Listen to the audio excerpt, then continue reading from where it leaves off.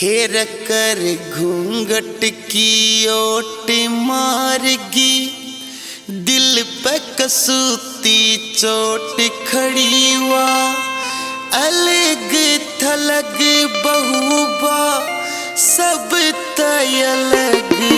है कर घूंघट की ओट मारगी, दिल पे कसूती चोट खड़ी वा, अलग थलग बहुबा सब तय अलग। मेरा खट कैसे यो दिल मेरा धड़ कैसे, हाय रे मेरा खट कैसे यो दिल मेरा धड़ कैसे।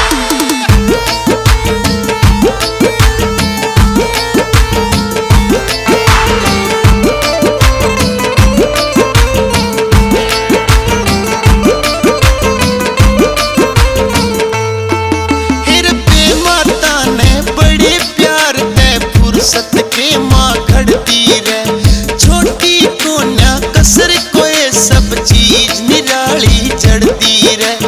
लंबी पूरी हाइट बरन सूट पहरी टाइट खड़ी थी वा, सब तय अलग बहुबा सब तय अलग। मेरा खट कैसे यो दिल मेरा धड़ कैसे, हाय रे मेरा खट कैसे यो दिल मेरा धड़ कैसे, धड़ कैसे।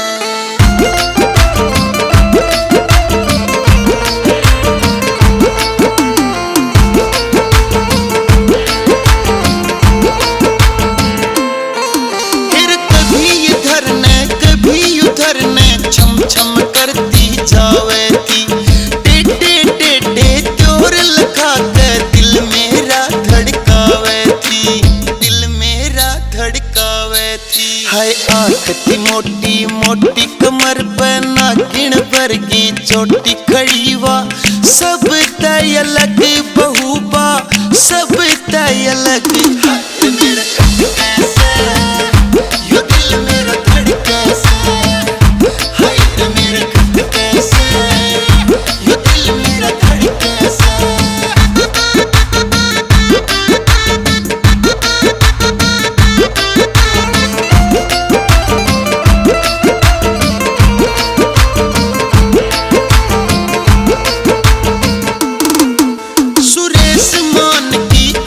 राम जी ऐसा गजब नजारा दे, इतनी सुथरी होवे बहू ना बेशक मार कंवारा दे। मुकेश फौजी का जोड़ नहीं से उसका कोई भी तोड़ खड़ी वा, सब तय अलग बहुबा सब तय अलग।